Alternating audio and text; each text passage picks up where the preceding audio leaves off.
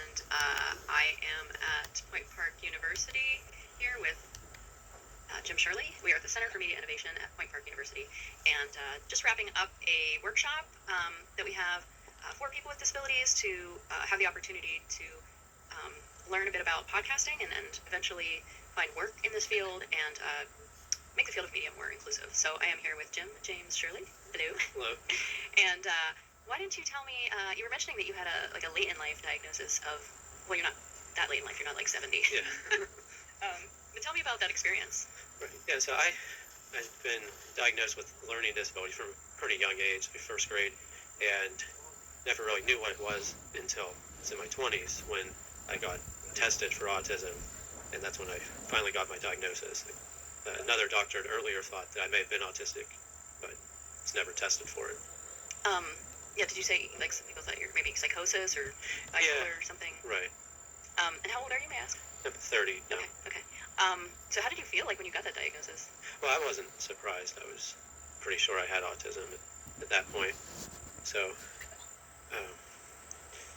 Was it a relief at all to have your feelings confirmed, have your experience confirmed? yeah, I mean, I was glad to get support from the medical community and Medicaid for a short time. I gained counseling and medication that I needed.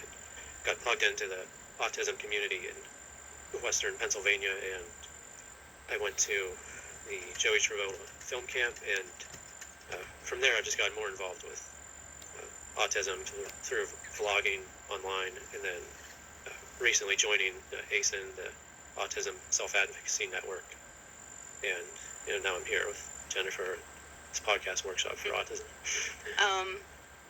And your faith has been a big piece of your life. You studied theology? Where did you do that? Yeah, so I grew up like conservative Christian, and I was at this Presbyterian college where I majored in history, focused in American religion, and then I continued to pursue that interest in graduate school. Went to the Reformed Presbyterian Seminary on Penn Avenue and got a master's in theology there.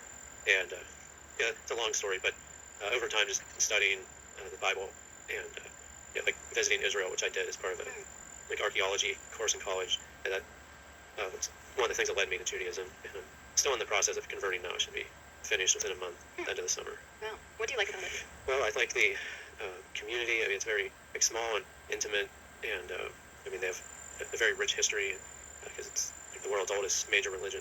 I like the Hebrew language, like the singing and the prayers, and I'll be talking more about this in the future, the intersection of autism and Judaism. But disabled people have always had a connection with other minorities, like particularly with Jews, as like the Old Testament law has special provisions for how to treat the handicapped. And we all know in the Holocaust that those who were mentally or physically disabled were placed in the camps, alongside the Jews. You mean even if they weren't Jewish? Yeah. Wow. I did not know that. Think about what I was going to ask. So, how did having autism, how has it impacted, some of those things like education and work and... Yeah, so like I was saying, from an early age, I had learning disability of some sort, just some trouble like following the directions and with reading, and it seemed like I was okay for a while until I was in high school, and then I got re-diagnosed with learning disability, and then again when I was in college. And so aside from academics, it's just difficult to interact with people in general, like peers especially, and just getting a job after I finished college, that was pretty difficult. Just finding employment. And so recently you've been doing this truck driving. Right. How did you decide to do that? Well, it kind of just happened, I guess, by accident. I think that, I started out working in food service and retail where I had to deal with a lot of people, and that was difficult for me with my condition. I know there are some autistic folks who are cashiers, but I don't think I could ever do that. But anyway, I kept getting more, task-oriented, working in a warehouse, and then driving a forklift, and not having to deal with people so much. So, I discovered I liked driving when I worked for Uber, and like I said, driving the forklift when I was at Amazon. And when I was there, they were training me to be a yard driver, like just using the yard horse to move the trailers to the dock of the building. And then I got injured at Amazon, so that's why I had to stop doing that kind of labor-intensive work. So after that, like a physical. Right. Yeah. So after that injury, that's when I looked into driving, so I became like a van school bus driver in the North Hills area. And after I did that for over a year, then I decided to go to trucking school, got a commercial driver's license, like all the endorsements, and then pretty soon I was out on the road working for a company called Covenant Transport. I did driving over the road with a trainer and then with a co-driver. And it was quite an experience. It was exhausting, and but it was nice to see the country once. But I'm glad to be home now, and I got a job working locally, delivering for Home Depot with JB Hunt, and now I'm just doing Amazon Prime, but I'll probably be going back to the dedicated deliveries later this year. Do you feel, because we talked about the diagnosis, you said you were on Medicaid for a while. Yeah, about a year or so. That was after I had my injury, and I couldn't work for a bit, and then I sought out some like mental health care while I was out of work, and that's when I got my diagnosis. So it's a big question, but how are you like feeling about that now, diagnosis? Yeah, I mean, I guess it's difficult, but I think it's accurate. I mean, because it's still hard to like live independently in a lot of ways. I lived on campus during college, and that was pretty difficult, and I find I just do a lot better when I'm in my home environment. Do you live with family then? Yeah, I live with family. Yeah, there's an apartment, it's just random, an apartment building by where I live in Carnegie that's like, I think it's like maybe half people with autism and half without or something. I thought that could be kind of a cool place for me to live, like, but I think it's always cool. Yeah, I've heard of those the independent living communities for autism. I've never really checked into them. I like where I'm living in the North Hills. At one point when I started my conversion to Judaism, my rabbi said that if I wanted to become Orthodox, like I'd have to move down to the Squirrel Hill area, live there for a few years. And the Squirrel Hill area, and the Jewish community seems to be pretty involved with the autism community around here in Pittsburgh. Oh, really? As far as I can tell. All right, was there anything else you want to say? Talk about? Oh, we talked about the police interaction. Yeah, I know if you wanted to delve into that. Yeah, I could. Let me set that up, I guess. So you had told me that, and it's not uncommon that you had some people with autism have interactions with the police at I think a greater rate in terms of proportion than the entire population. So that has happened to you. What happened? Right. So in 2014, on Saturday night in August, I was driving home from a friend's house, and I got stopped by the police by at least two different cop cars, and they came up to the window and said that needed to see my license, registration, and then they just held on to it and they said to get out of the car. So I got out and had me walk to the back of the car, and then one officers checked the car for drugs because they said that they were looking for a suspect who was trafficking drugs, and they claimed that my car matched the description of that suspect. And so after they didn't find anything in the car, then they just proceeded to question me and search me, and then they said, well, we're thinking that you're on drugs, so we're going to have to take you in. And they said that I just was talking like in a way that like sounded like I was on drugs, and more that my facial expressions indicated that I was high or something. And so then... And you were not? No, I wasn't. So then they just handcuffed me, and they took me into the McKeesmore, hospital for the drug test.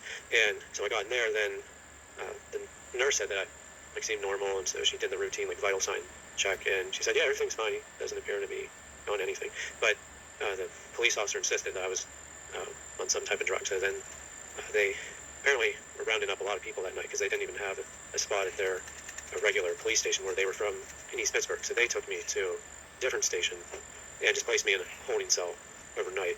And so I was released the next morning at 6 a.m. And they did impound my car, and I got the car back a couple days later, but they still held on to my license for a month. What? And I found out that, so later that night they did find the suspect they were looking for, but they still decided to charge me anyway with DUI. So I had to go to court next month, hire an attorney, because I couldn't really communicate with the police down there in East Pittsburgh. They didn't have a secretary. Started emailing their police chief, and then she stopped talking to me. And so when I was at the court, that's when I got my license back, and the DA withdrew all the charges. And that was it. That sounds terrible.